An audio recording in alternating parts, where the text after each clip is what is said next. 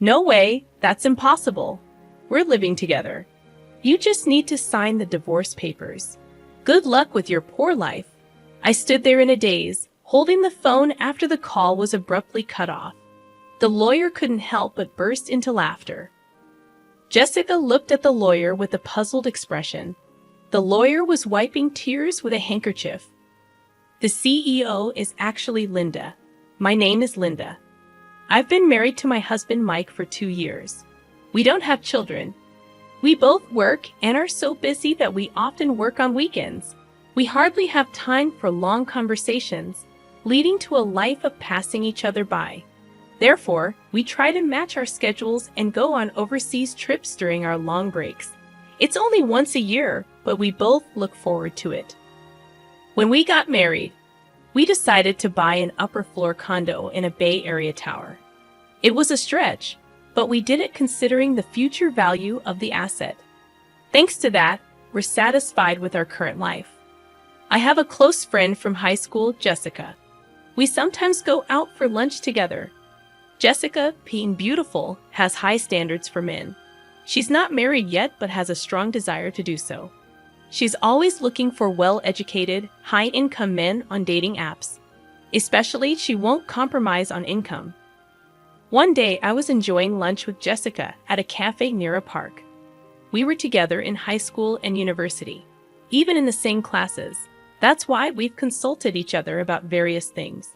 As a result, we know quite a bit about each other's dating histories and types. During our student days, we shared both fun and sad times. Those are good memories. Since I married Mike 2 years ago, we've both become busy, and the time we can meet has decreased. Now we meet only a few times a year, if that. Hey, can I come visit your condo next time? Jessica suddenly asked me. Jessica had never been to my place before.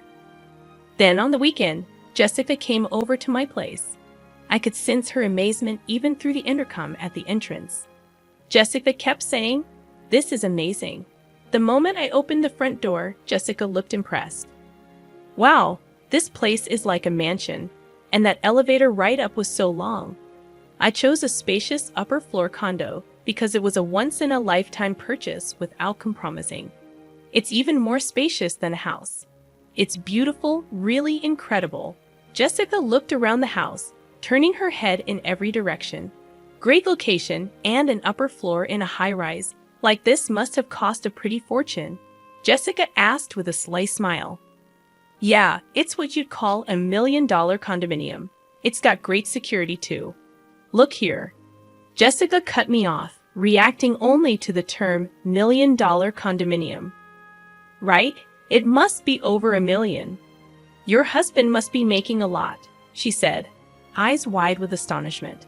That was so like Jessica. She's always had high standards for men, especially regarding their income. Mike's salary is quite high for his age, I guess, I said vaguely. I felt it was tacky to be too explicit. Huh. She had a look that seemed to have some ulterior motive. Jessica said, "Can I use your bathroom?" and left the living room. I told Jessica where the bathroom was and then started preparing tea in the kitchen. Concerned about Jessica, who was taking a while to return, I was about to head to the bathroom when Jessica came back. Just replying to an email. Jessica doesn't usually make excuses like that. I felt a slight sense of unease while enjoying the cookies Jessica brought as a gift and having tea. She asked, "Can I stay till evening?" She apparently wanted to greet Mike. Indeed, it had been since our wedding that Jessica last saw Mike. It's not unnatural for her to want to see him. I decided to check with Mike just in case. Mike happily agreed. I might finish work early, he replied in an email. I assured Jessica that it was okay, and then I began preparing dinner. Jessica was initially engrossed in her smartphone, but eventually stood up and headed to the bathroom again. Unaware of the prolonged absence while cooking, I noticed when Jessica returned, she was wearing a necklace that seemed oddly familiar. It was mine. Staring at the necklace, Jessica flashed an embarrassed smile. How do I look? Does it suit me? She posed like a model. Stunned, I observed as Jessica started laughing. saying, "Oh, come on. I'm just kidding. I just found it and thought it was cute. It must have been super expensive, right? A premium piece for sure." She rambled like a child trying to justify her actions, labeling it a gift for Mike. Wow, he must be really wealthy to afford something like this, Jessica sighed. However, the necklace was stored in the closet in the bedroom. Jessica must have pretended to go to the bathroom and instead went to the bedroom, peeking into the closet. That's what it seemed like. I couldn't believe her actions, but I didn't want to come off as petty, so I emphasized that it was a precious item. Taking advantage of my lack of reprimand, Jessica made an outrageous request. "Can I borrow this necklace for a while? I've got a date with a doctor I met on a dating app, and I want to wear it for that, please," she pleaded, joining her hands together as if praying. Reluctantly, I decided to lend it to her, emphasizing the need for careful handling, as it was a gift for Mike. As soon as Jessica knew she could borrow it, she smiled and began caressing the necklace. Of course, I understand, she seemed to pay no mind to my words. When I finished the meal prep, I pretended to go to the bathroom to check the bedroom. Sure enough, the closet in the bedroom and the chest beside the bed weren't fully closed. Jessica must have opened every drawer and door she could find. There were fingerprints on the jewelry, watches, and precious metals. Jessica might have touched things, but probably didn't intend to borrow them. The shoes seemed to have been forced on, and the heels were misshapen. This was clearly going too far. Returning to the living room, I confronted Jessica. "You touched various things in the bedroom, didn't you? The shoes were misshaped, and there were fingerprints on the watch." Rather than appearing remorseful, Jessica puffed out her cheeks a bit. "Please don't do that again," she said. Jessica returned to her normal expression and apologized, saying sorry. Not wanting to dwell on this and risk straining our friendship, I decided to just lightly laugh it off. That's when Mike came home, holding a box of cake. Mike and Jessica saw each other for the first time since our wedding. It was awkward at first, but they gradually warmed up to each other, making for a lively dinner. By the time we ate the cake Mike brought, they were chatting like good friends.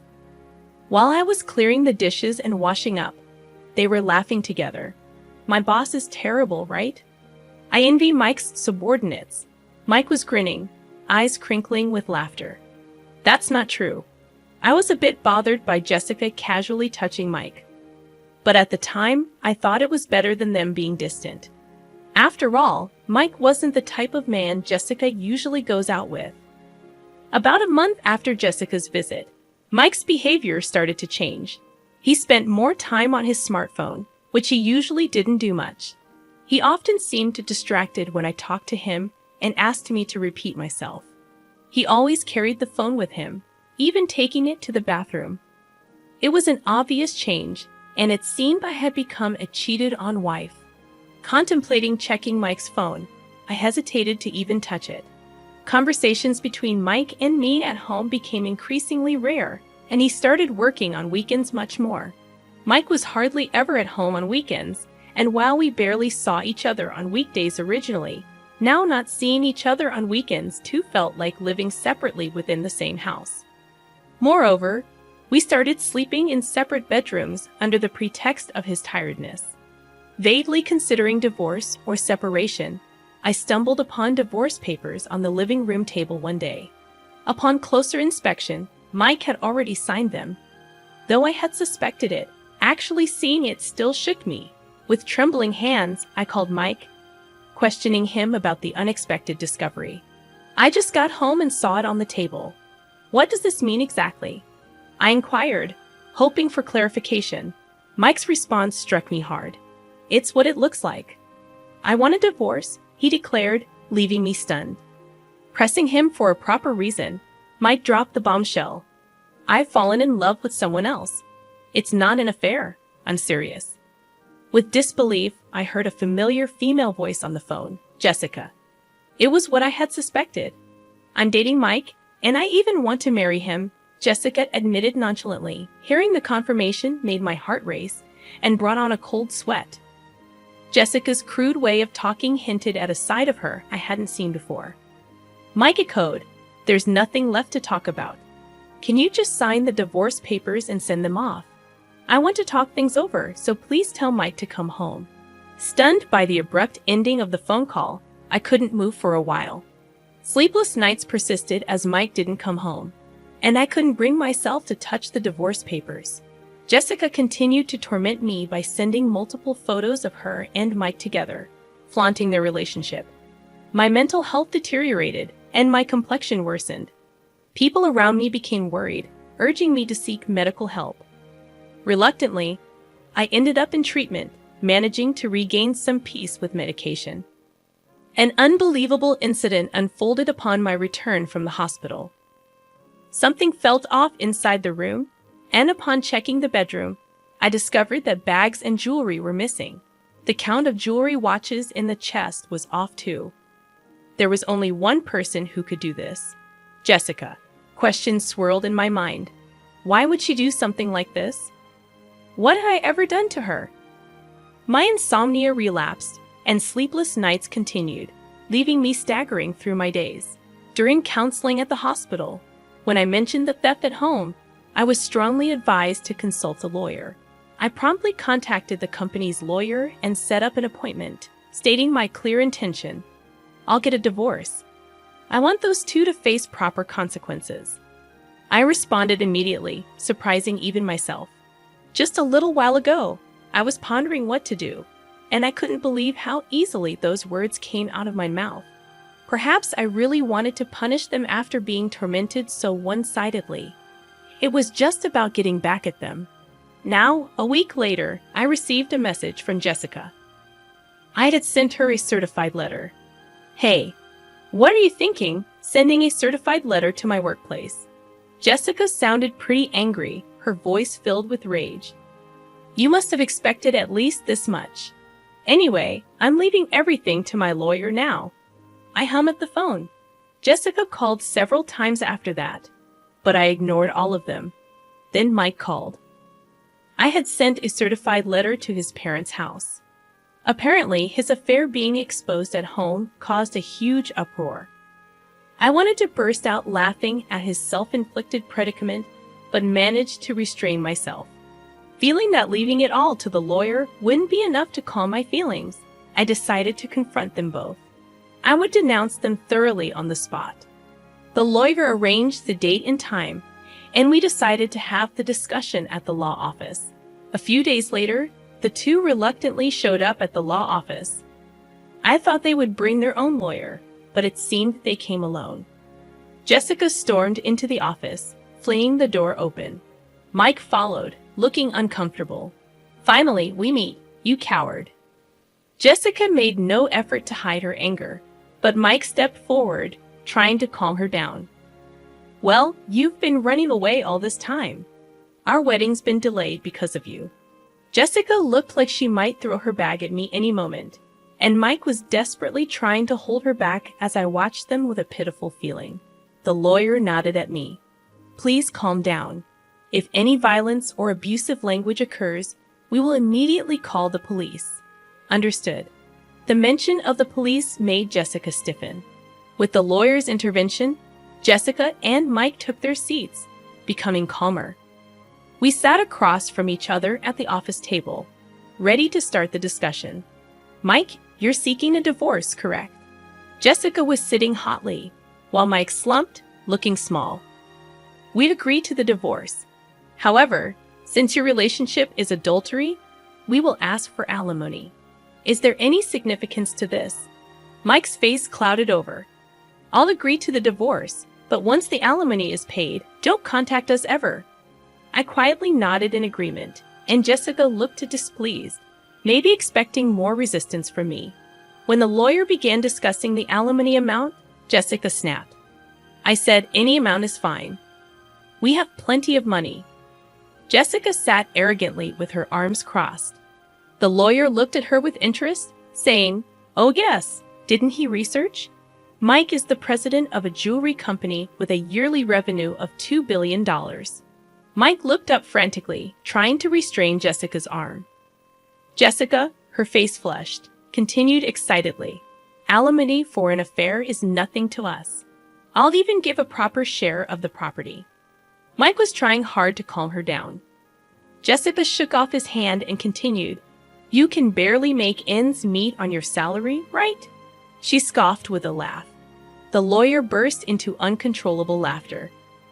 Jessica looked at him with a puzzled expression, and the lawyer wiped tears with a handkerchief.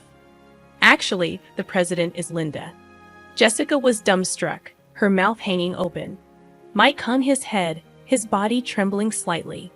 Mike is just an ordinary employee with no position at Linda's company. "I am Linda's corporate lawyer." Jessica started laughing loudly. "What are you talking about? Are you really a lawyer? Can lawyers lie?" The lawyer calmly replied, "Why not ask Mike next to you if what I said is a lie?" Mike, meanwhile, just bit his lip, looking down. Growing more anxious, Jessica grabbed Mike's arms and began shaking him. "You said you were the president of a $2 billion jewelry company. That's not a lie, right?" Mike remained silent, covering his face with his hands, uttering inaudible moans. Growing more desperate, Jessica gripped his arms tighter, repeatedly asking, "Answer me. It's not a lie, right?" Finally, Mike whispered in a raspy voice, "I'm sorry."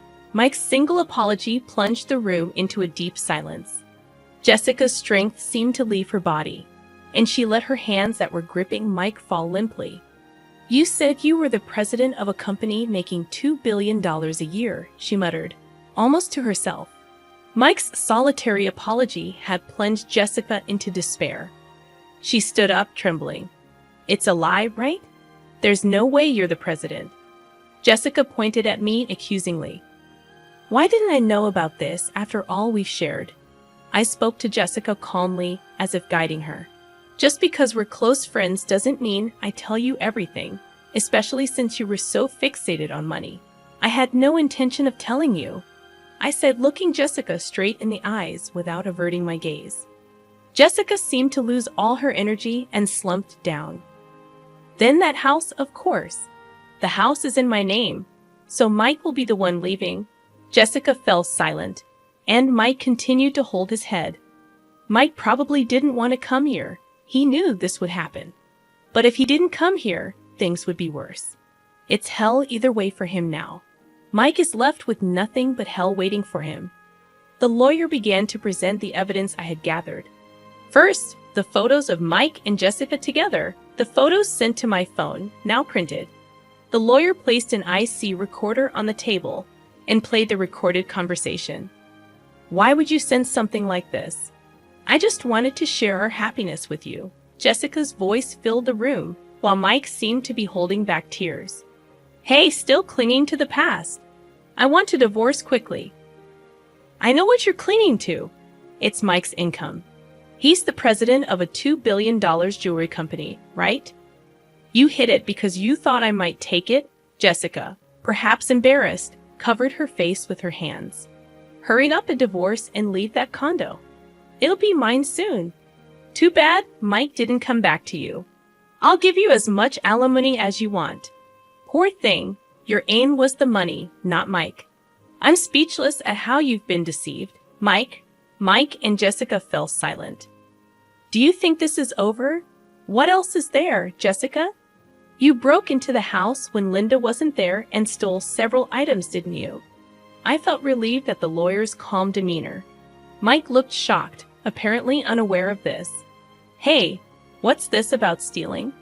Jessica bit her lower lip, her hands shaking. "No, not me. I don't know anything." The lawyer placed a tablet on the table and played a video.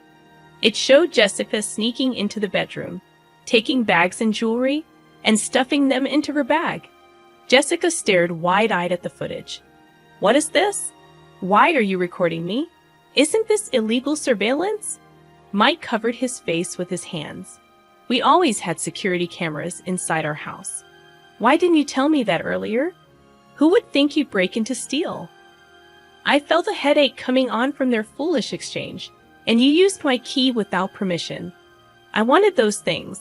It's your fault for not buying them for me. The two began arguing, ignoring us. The lawyer and I could only look on in disbelief. Please save your arguments for later. Regarding this theft, we will be filing a police report, the lawyer said calmly. Jessica seemed to panic at the mention of the police. That's a bit much, isn't it? I just borrowed something from a friend. I never gave you permission to borrow anything. I spoke to her calmly. Besides, you're not a friend or anything. You were just a classmate. That's why I'm filing a police report. Jessica started to kneel and apologize. I looked down at her and said coldly, "You're going to compensate. The value of what you stole is more than your annual income." Are you sure about that? Jessica was speechless. And there's also the matter of the alimony. Jessica turned to Mike, pleading in a tearful voice, "You'll pay, right? Even if you're not the president, you still earn well, right?" Mike was silent, looking down. "He can't pay it because he's about to be fired," I said. Mike looked up in surprise. "That's correct. Since leaving the house, Mike has not shown up for work. Plus, with this commotion, there have been complaints from his boss," I explained. Mike looked like he might collapse on the floor. "But there's still the property division, right?" "I'll pay with that," Jessica said desperately. "That's not possible. Linda and Mike have a prenuptial agreement regarding property." "You didn't hear anything from Mike, did you? He never told you the inconvenient truths," I replied calmly. I regarded Mike with disdain as the lawyer placed the contract on the table. The agreement explicitly stated that if the marriage lasted less than 3 years, neither party could claim the other's property. Given that they were currently in the 2nd year of marriage, Jessica attempted to grab the document as if to tear it up. "You should handle that document carefully. It's a notarized deed, and you could be held legally accountable for damaging it," I warned. At the mention of potential legal consequences, Jessica halted her attempt to destroy the document and began to half-heartedly plead with Mike. "Mike, you have savings, right? Use that to pay," she suggested. Mike, looking at Jessica with resentful eyes, retorted, "What money? You always wanted sushi, steak. There's no way I have any savings left." "It appears that way. And it seems he has debts from unsavory sources," I added. Jessica's shoulders slumped, revealing the pitiable sight of the once glamorous appearance that used to turn heads. This was the result of the seeds she had sowed herself, leaving the two looking haggard and lost, muttering about how this wasn't supposed to happen and what they would do now. Deciding to leave the rest to the lawyer, I stood up to leave, emphasizing to Jessica, "Money isn't something you steal from others. It's something you earn through effort." After that, the divorce proceeded smoothly. I sent all of Mike's belongings back to his parents, who kept apologizing to me and even sent a letter of apology. Jessica, on the other hand, faced police interrogation for illegal entry and theft, leading to her arrest after admitting guilt.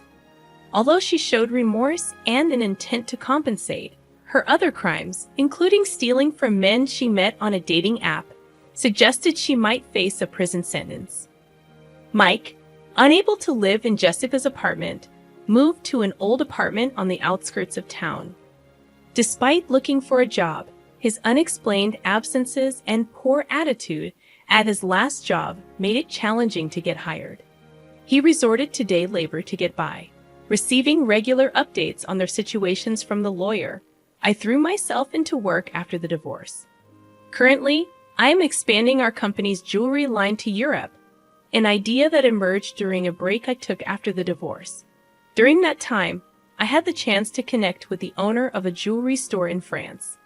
We bonded over shared experiences of divorce, and he agreed to showcase my company's jewelry in his store. Focusing on sales in France, I considered it a well-deserved perk after all I had been through.